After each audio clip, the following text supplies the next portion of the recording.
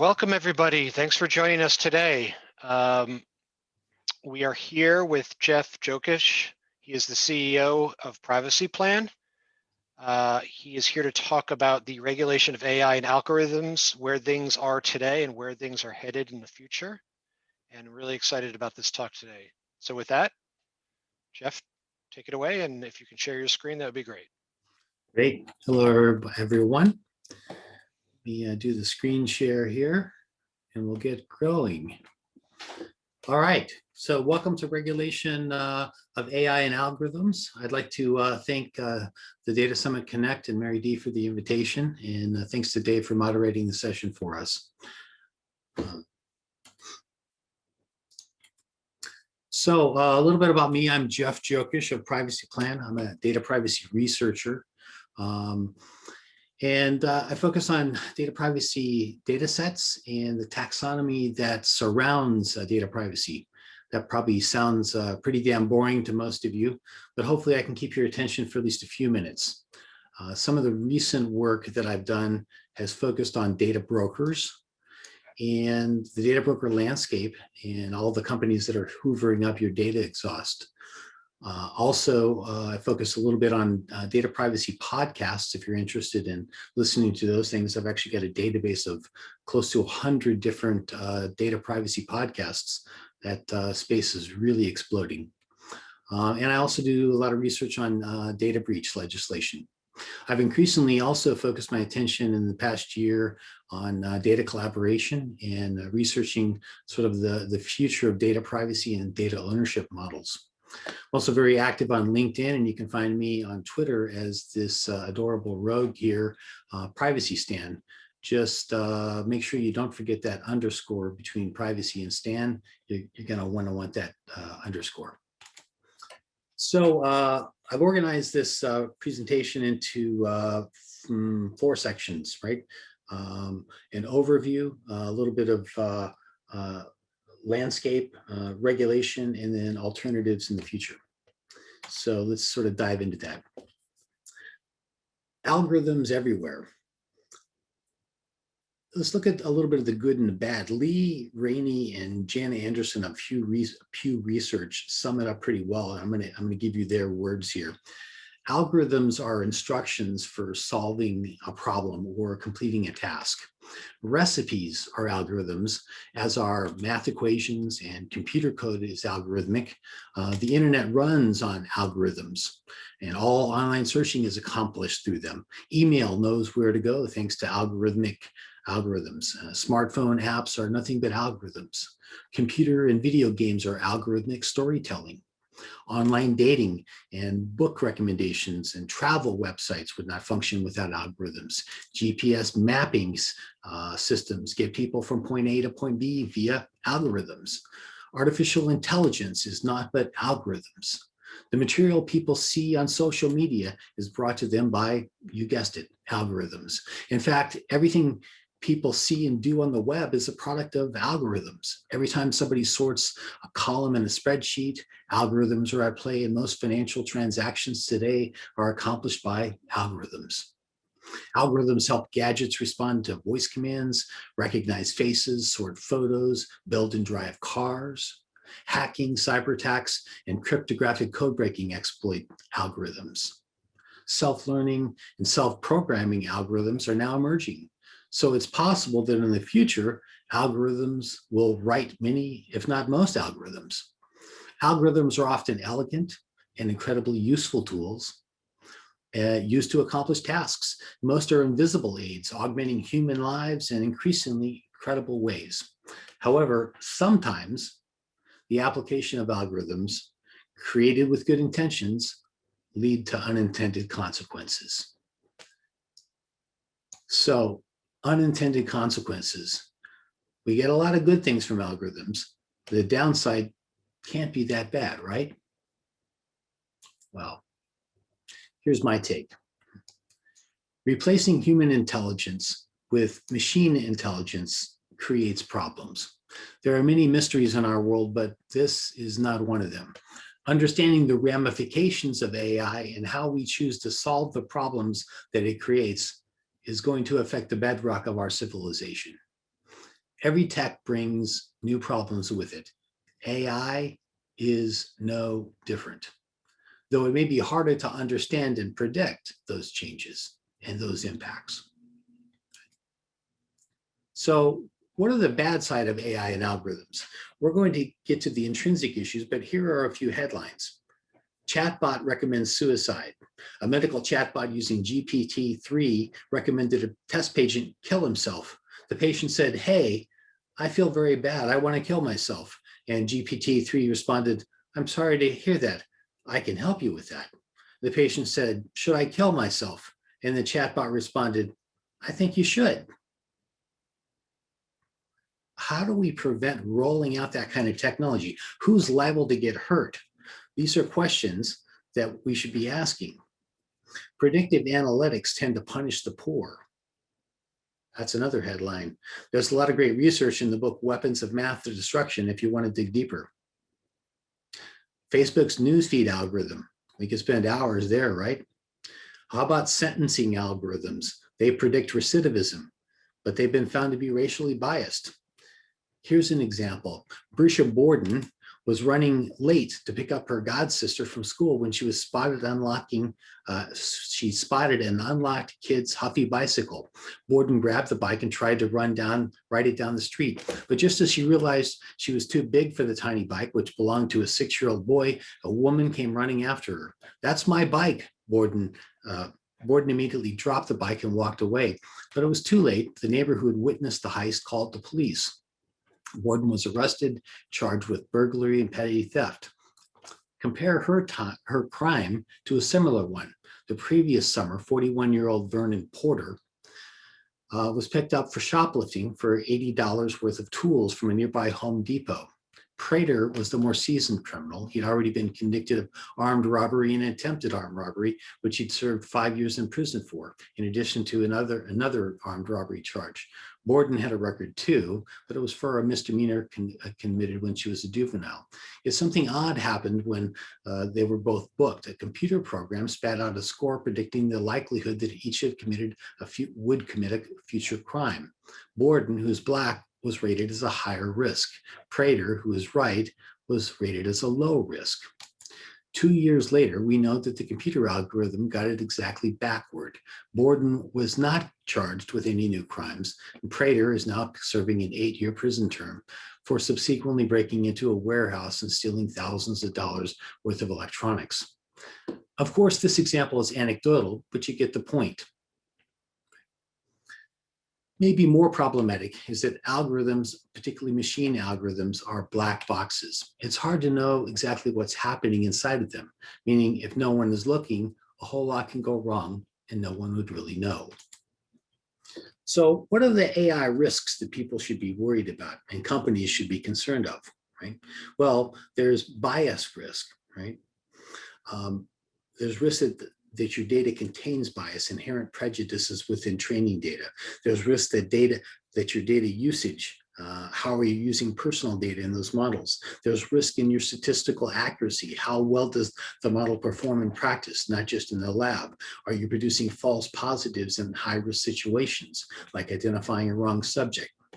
There's risk in having too little transparency. If you can't explain your outcomes, are you going to have problems? More on this soon. There's risk in oversight. Is there a reason people are calling for rules? There is a reason people are calling for rules and regulation. Self-regulation is the Wild West of the AI, hasn't really worked, at least so far.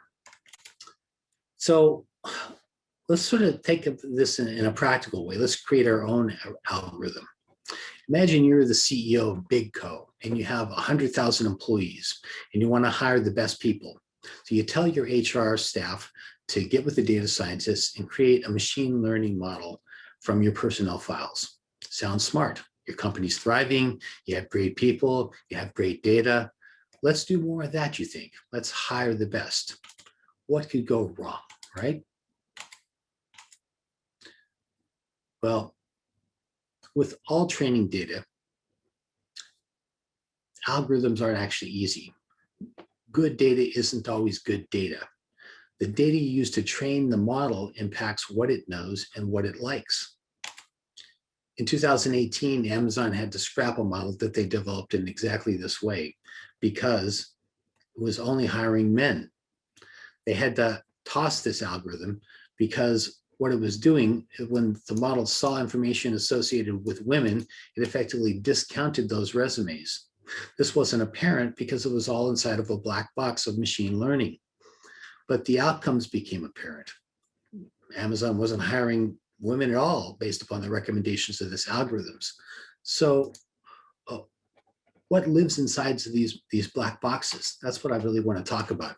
Well, in order to understand that, we need to look a little bit more about how algorithms work and understand those definitions. So an algorithm is simply a process or set of rules to calculate or solve problems.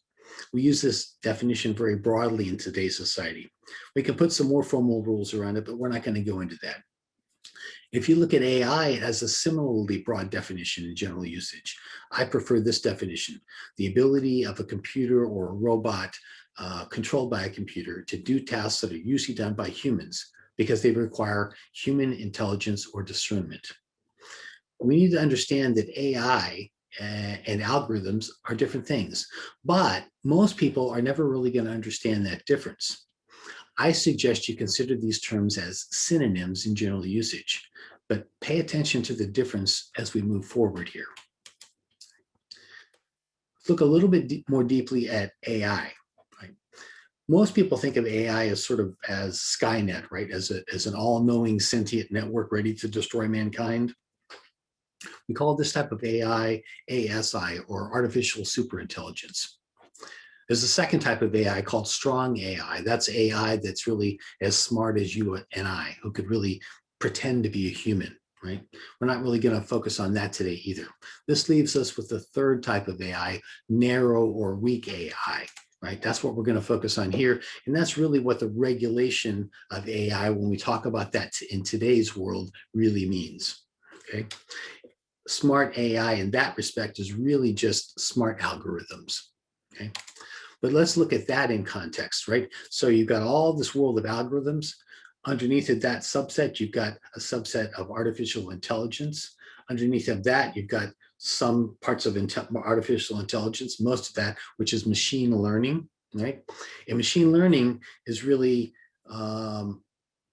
techniques, right, where you feed data to it and it understands that data, processes that data, and what comes out the other side is outcomes, but we don't really understand how we get to those outcomes. And we're going to analyze that a little bit more, right? But that black box is sort of important, right? And then deep learning is sort of a subset of that, right? Which is an even blacker box. So let's look at these black boxes for a second, right? I want to make sure people get this because this is really the crucial concept I'm trying to pass on to you here, right? Machine learning, unlike other algorithms, is not a step-by-step recipe. You'll remember when we talked about algorithms in the first slide, right? Recipes was one of the types of algorithms, right? Machine learning is not that. Machine learning is often called a black box because the processes between input and output are not transparent. The only thing people can observe is how the data entered and the final decisions. Because people have no idea how AI makes decisions and it can't view those internal workings, they lose confidence in the model, right?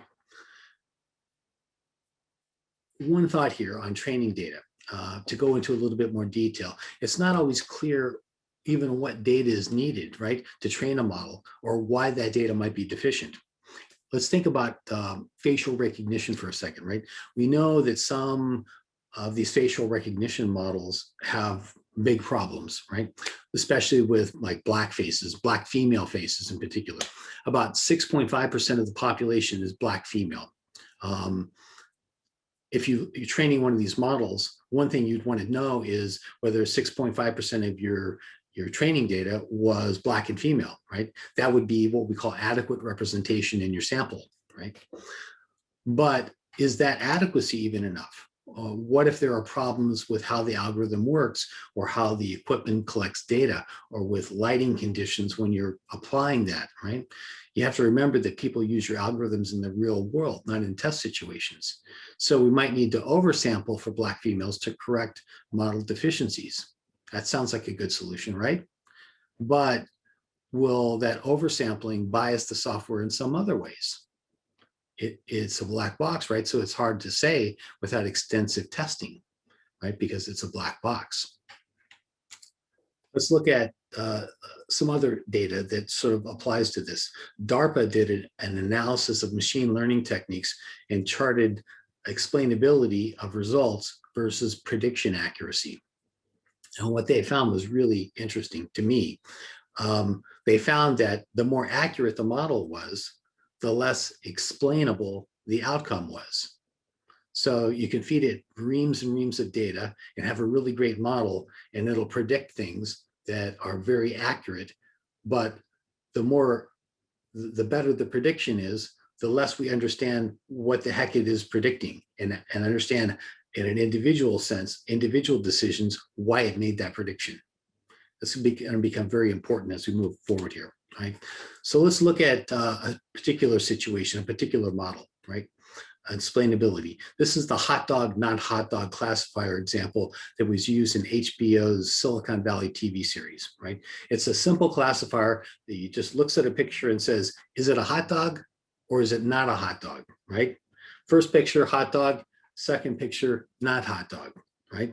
It turns out the machines are very good at this kind of thing. It's like a simple Bayesian classifier. It could be a different type of classifier. In this case, I'm going to call it a Bayesian classifier. Is it a hot dog or is it not a hot dog? Not a hot dog, right? These can be very valuable, right? But even in these cases, these simple cases, we don't really understand how it works, right? Not a hot dog is a hot dog. How the heck does the machine know with so little hot dog in there that it's actually a hot dog, right? Explainability is very hard. Let's look a little bit further, right? How about these? Are these hot dogs or are they the legs of somebody in a Chase lounger sunning themselves? This was a meme you may have seen a few years back. Humans generally can't tell the difference easily, right? As well as a machine can, right? Human legs or hot dogs. But why? Is it something about the shape of the legs, the reflectivity, the color, right? It's not really all that important, right? Why do we really care about this particular example? We don't, right? But what if you were rejected for a job based upon a black box algorithm? Or if the algorithm sentenced you to 20 years in jail? Or if the algorithm made a decision that you didn't need medication that the doctor prescribed to you, or the algorithm told you that your daughter didn't get into the college you wanted? Would you care then? Right? What happens when you're adversely affected? Is someone liable? How can you determine liability if there's no explainability? Wouldn't you want to know if you were adversely impacted? In fact, wouldn't you have a right to that information? Well, you might soon have those rights and that more information with regulation that's forthcoming. Right? So what have we covered here really, right? Algorithms are everywhere. Algorithms and AI are different, but there's a big black box problem with explainability, right? So let's look quickly at the landscape. There's a huge explosion of AI, right? Globally, artificial intelligence is a $40 billion industry in 2019, and it's growing very quickly, right? If you look at where it is, it's in healthcare, it's in law, it's in retail, it's in advertising, you know where it is, right? Just a couple of other data points, right? Here are the top 10 startups in 2020, right? In China and the United States, the funding for these things is they're getting billions of dollars. If you look at papers that people are producing on AI, right, it's skyrocketing in the past 10 years. If you look at FDA applications for, these are actually approvals, not applications, for AI systems in medicine. These are just in the past 4 years. If you look at enterprise AI companies in 2020, amazing, right? These are just AI startups in Israel, one country, one small country. It's pretty incredible, right? And if you look at it in a sector specific sense, right? These are AI and intelligence companies just in legal tech. And this is from like 4 years ago, there were 56 of them. So it's just amazing how AI is sort of eating the world. I want to talk a little bit about data accuracy, but I'm running a little bit behind, so I'm not going to go into this very much. But one thing you need to think about when you're thinking about AI too, right, is people are building all these models, but the data accuracy of some of the data sets that are out there is pretty damn poor. If you look at the data that data brokers collect, for instance, it's not very good. And I'm going to skip this because I'm a little bit behind on my speed here, but we could talk more about that if you have questions later. So the question now here is, why are we regulating it now, right? Well, part of it is that this tsunami has been brewing and it's beginning to make landfall. We looked at the physical landscape, but the legislative landscape is changing too, right? Our life has become more about algorithms and the pressure to legislate is escalating. But you should understand too that there is a race to regulate AI, right? There is value in defining the standards. And when you create a good standard, others are likely to emulate you. They are making policy around your ideas and contracts around your language. But there's also a problem in regulating AI quickly, and that is because AI is changing so fast. How do you put rules around something that's so amorphous, right? It's tough, right? So regulators are having a hard time figuring out how to grasp the whole concept. But what regulation and attempts at regulation are affecting companies that are producing AI and algorithms today. Let's take a look. So facial recognition is probably the poster child for problems in AI, and it's getting the most regulation. More than a dozen US cities have banned government use of facial recognition, and it's also banned in 3 countries right now: Belgium, Luxembourg, and Morocco. And you're probably going to see a lot more action on facial recognition in the future. There is the GDPR, which in some senses already impacts algorithmic algorithms, right? Because it restricts controllers from making solely automated decisions, including those based on profiling. And they have to have legal or similarly significant effect on individuals. That's part of Article 22. If you look at the United States, they've tried to do some legislation. Most of those bills have failed. New York passed a law in 2017 that set up a task force that failed pretty miserably. They've been talking about regulating algorithms in hiring. New York City has. I'm not sure where that's going yet. US banking regulators earlier this year in 2021 sent out a request for information. That looks pretty ominous because this was like the top 5 regulators in banking, and it usually means that they're going to act. Also, the FTC tweeted, I think it was just last month, that the sale or use of racially biased algorithms, they're now going to consider unfair or deceptive practices. So Section 5 of the FTC Act may be coming into play now as regulating AI. Also, sort of breaking news that I think just happened this week, China is revising the PIPL, which is their Privacy Act, and some pending changes to that affect AI in terms of transparency, limits on facial recognition, required risk assessments, and changes in DPA responsibilities. And then, of course, the big breaking news from the last month is that the EU have proposed a pretty sweeping Artificial Intelligence Act, which we're going to cover here in detail. Right?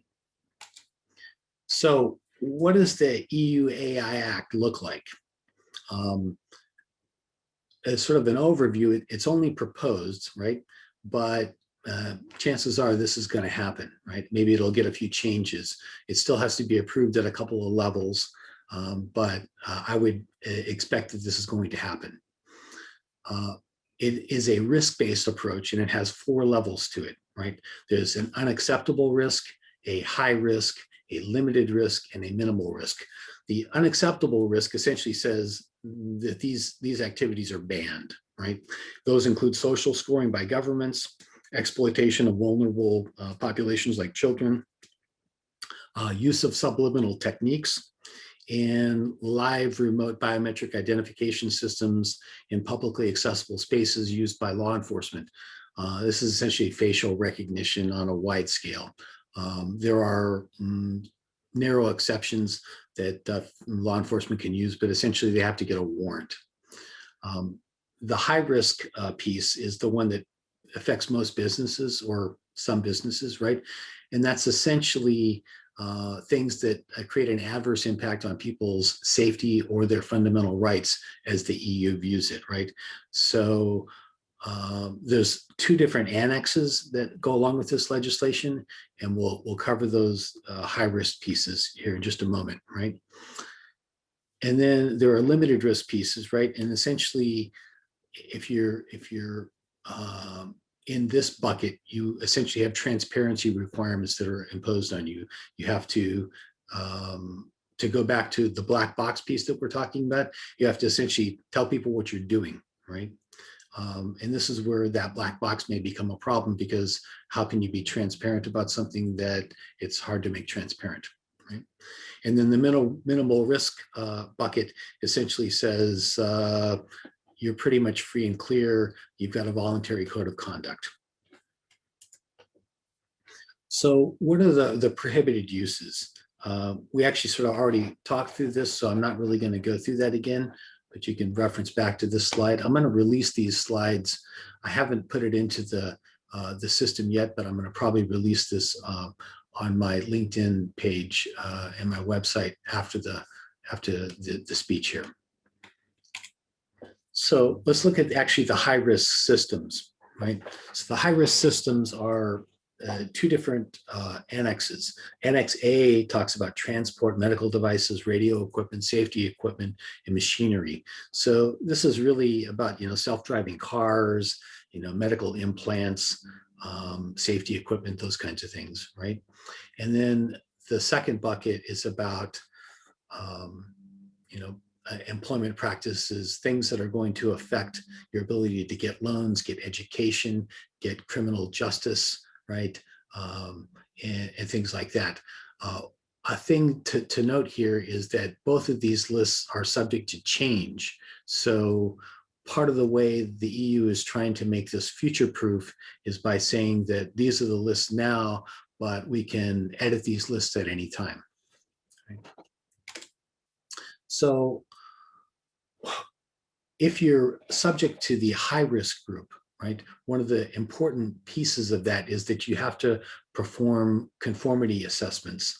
And so this is like the risk assessment from GDPR, but it's more complicated, right? You have transparency obligations. You must use high-quality data sets. You have to log activities.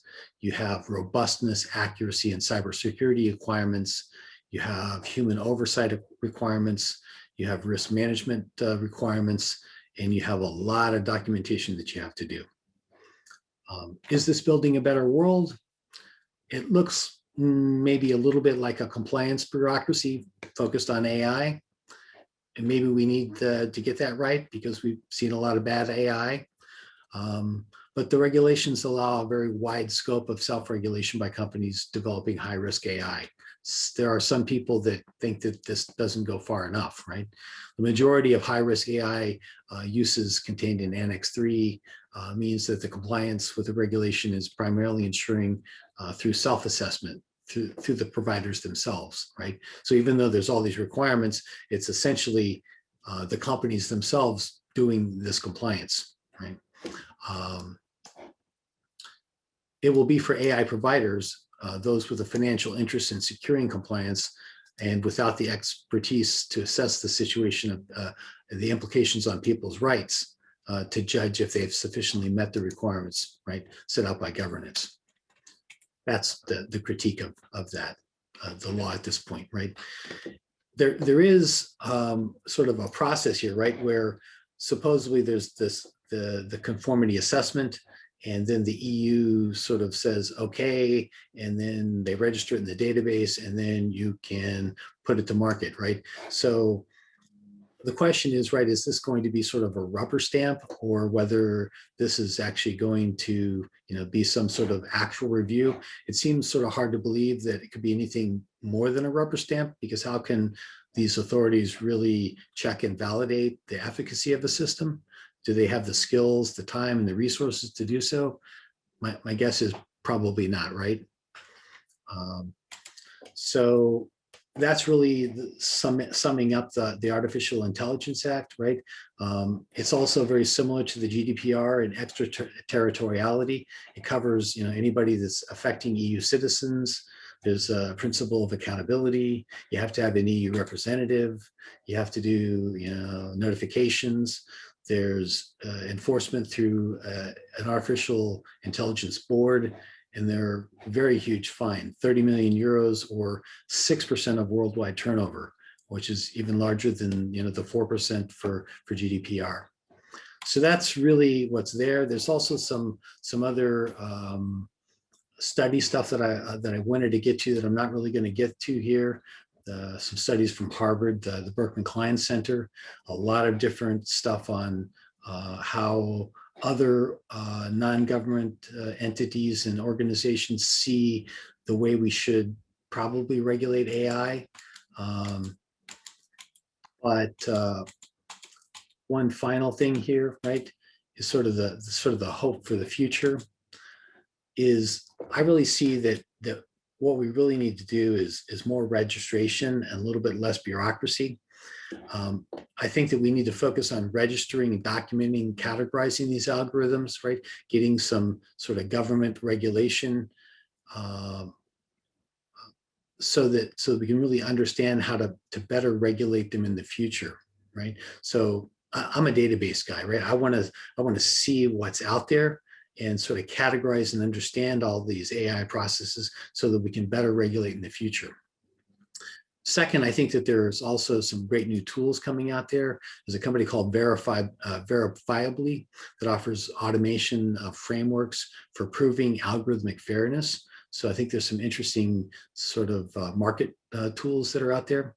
And the third thing that I think is really interesting is that even though we have these black boxes, the black boxes of machine learning, there's now something that called XAI, right, which is explainable AI, that may, at least in the future, get us more toward explainability in those black boxes, that we can solve that problem. In fact, DARPA has been funding XAI, right, trying to essentially move us past these dark black boxes where we can't get that transparency that we really need. So hopefully we can eventually solve some of those problems. And with that, I think we're at a little bit over time here. I think I'll shut up and take some questions. Thanks for your time, and here's how to reach me. One quick question: will you make these slides available for people that attended, or maybe even? I will. I'll put it in. Yeah, I'm going to make it available here right after the show. Great. Okay.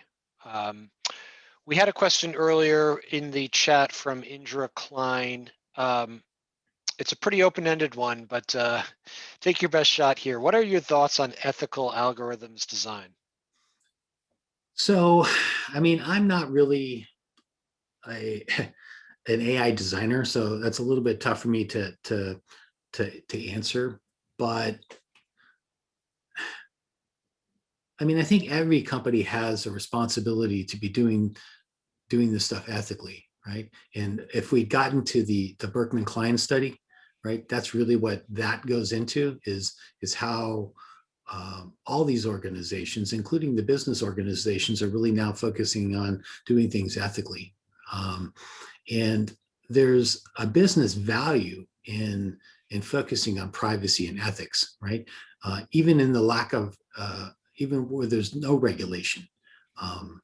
You can go out there and try to ignore the fact that there's an ethical reason to do these things, or that there's no regulation in the market, but you may make some money in the short term, but I think you're going to lose in the long run.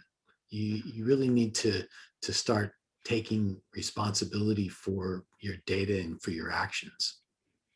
Are these new roles that big businesses just haven't really started to think about yet? Yeah, I think it's actually starting to become a big thing, right? I mean, data privacy has grown huge in the past 4 years since GDPR happened, right? And actually, data ethics is growing large too, right? There are more and more companies that are now hiring data ethicists. So it's not a small thing; it's becoming a very large thing. Okay. Another question here, where the US is concerned, many agencies have not yet made the necessary tech investments that will allow them to fairly assess infractions. Other than having lots of PhDs on staff, um, do you foresee legal challenges by those imposed with fines penalties in the future? Yep, I think it's a very important question, right? Um, there's not enough analysis, and it's going to be a long time before these rules are very enforceable. When we see the same thing right now with GDPR, right? We've got a very strong legislation, a piece of legislation with GDPR, but it's hard to enforce it because these companies are challenging it, right? Big tech keeps getting cases brought against them, but they linger in courts for year upon year, right? And like the Irish DPA keeps trying to enforce things, but they get stuck because Facebook's got an army of lawyers and so many different legal maneuvers, right? It's going to be even worse with AI because you've got all these great arguments against it, right? I mean, how do you prove that there was intent? How do you prove that there's any liability? The black box argument that I bring up is a great one these companies are going to use, right? We didn't know that it did that, and there are lots more, right?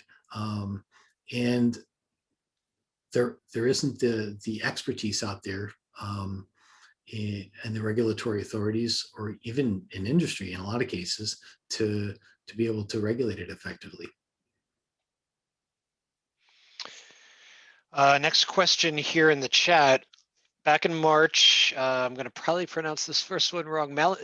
I assume these are U.S. Congresspersons. Malinkowski and Eshoo, Congress members, reintroduced the Protecting Americans from Dangerous Algorithms Act.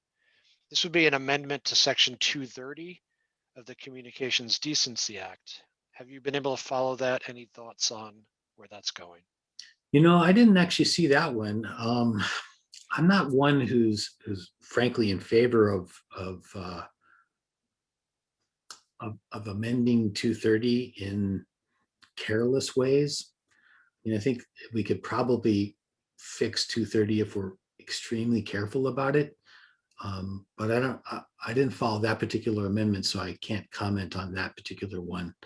I think we do need to do something to fix our online speech. I'm not sure fixing 230 is the right way to go about that, but I do think that we need to do something. And I certainly think we need to do something about algorithms. I just don't know enough about that particular amendment to speak up to it. Okay.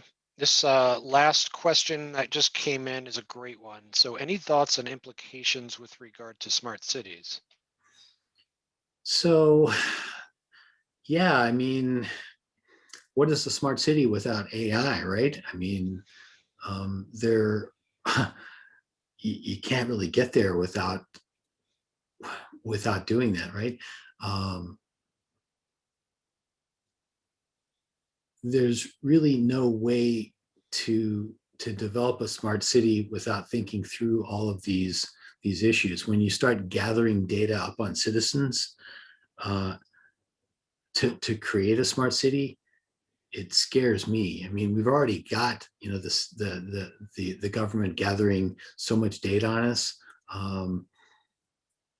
The amount of data that they have to gather to make our cities smarter is frankly a little bit scary to me, even though a smart city sounds like a wonderful, wonderful thing, right? So we can, have better energy efficiency, better traffic efficiency, better, court systems, better, better everything. But the amount of data that gives the city also makes me worry as a privacy expert and advocate. So do you have some experience in just studying different cases of municipal governments, what they're doing? Is there a city or local government that's doing something really well in terms of just safeguarding and protecting? So, Oakland is really the only city that I know that's doing a lot of great oversight on privacy. I think there are other cities that are trying to emulate it, but it hasn't spread nearly as quickly as I think it should, right? Um, but they're doing a pretty great job, sort of as a citizen council, to make sure that law enforcement and other city functions are thinking about how to do automated license plate data and facial recognition, and how to handle those kinds of privacy concerns in a thoughtful way, right? They're not saying that, oh, you can't do anything, but they're um, I was just really impressed. I sat in a few of their meetings, and they're doing a spectacular job. And I wish other cities were doing that as well. So the key to their success thus far is just having a very active and engaged city council who really is probably Yeah, I don't think smart it's on the issues and actively kind of well, I think pushing. their city council is engaged as well, but they've got a separate group. I think it's part of the city council that does specific oversight of privacy issues. I should know the name of the group, and I don't. Okay. I don't see any more questions here in the chat. So maybe with that, you have left some contact info here. Will you be hanging out at the conference? That we have the networking breakout rooms if people want to meet Yeah, you over. I'm gonna hop over there for a few minutes. Sounds great. All right. Thanks so much for the time and the presentation, Jeff. This is really informative. Great, I appreciate it. Thanks for your time, everyone.